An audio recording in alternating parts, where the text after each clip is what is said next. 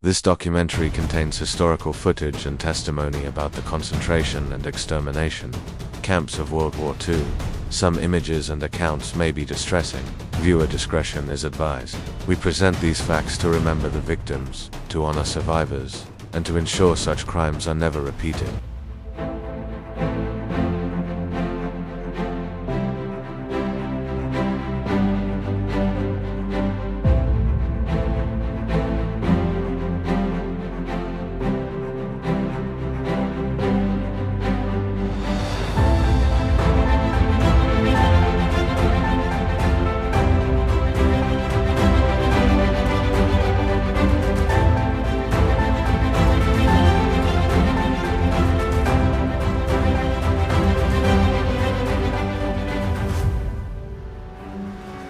Between 1939 and 1945, the Nazi regime and its collaborators carried out a campaign of state-sponsored persecution and mass murder that targeted millions.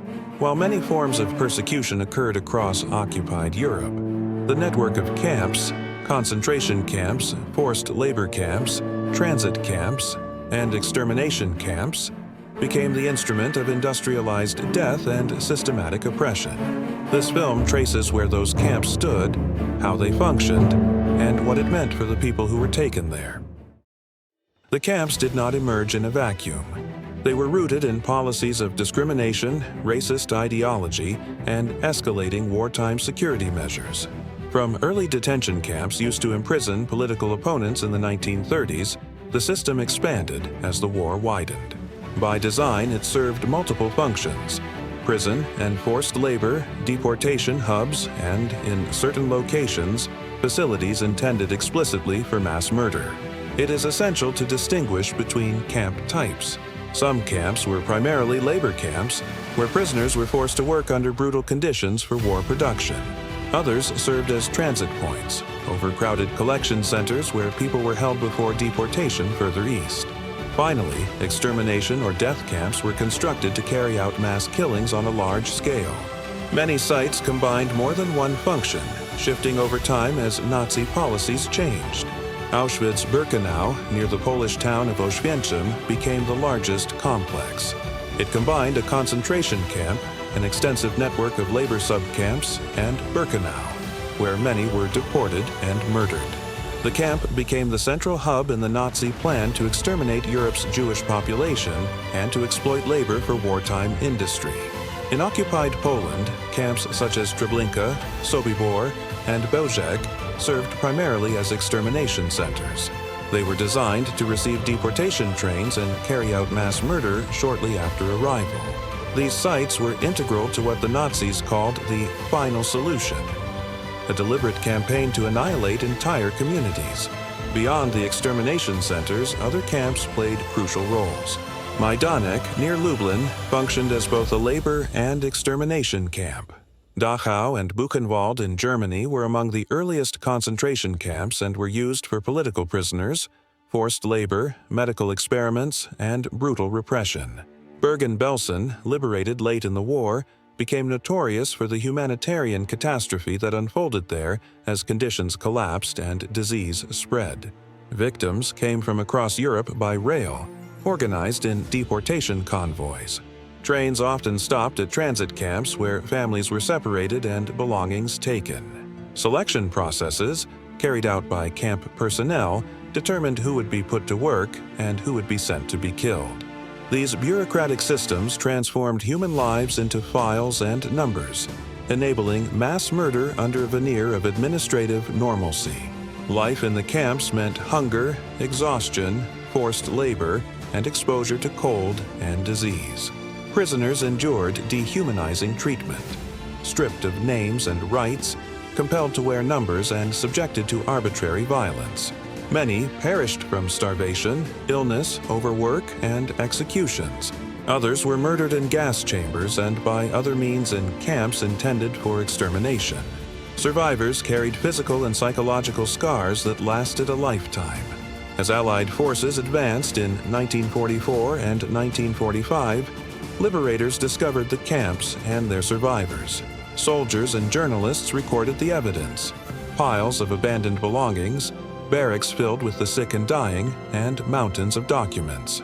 These images proved the extent of the crimes and became a crucial part of post-war trials and historical record. Testimony from survivors, combined with administrative records, has allowed historians to reconstruct what happened. The human cost is staggering. Millions of Jewish men, women, and children were murdered, alongside Roma, disabled people, political prisoners, Soviet prisoners of war, and others targeted by Nazi policy. Beyond the numbers lie individual lives, families, professions, and cultures that were destroyed. Remembering is not merely an act of counting victims. It is honoring those who were silenced and acknowledging the depth of human loss. Many former camps are now memorials and museums, places of education, commemoration, and research. Auschwitz-Birkenau, Majdanek, Dachau, and others preserve testimony and material evidence, offering visitors a space to learn and reflect. These institutions face the challenge of presenting painful truth responsibly, to educate future generations and to resist denial and distortion. The history of the camps carries urgent contemporary lessons. It shows how prejudice, bureaucratic systems, and ordinary institutions can be warped into mechanisms of atrocity. It underscores the need for vigilance. Laws and institutions must protect human dignity, and societies must resist dehumanizing rhetoric before it becomes policy.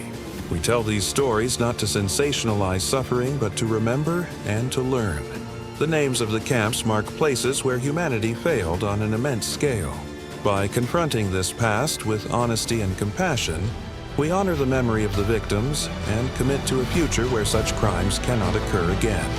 For survivor testimony, archival materials and primary sources, consult reliable archives and museums, the United States Holocaust Memorial Museum, Yad Vashem, the International Tracing Service, and national archives across Europe. If this film moved you, consider supporting education and memorial institutions that preserve this history.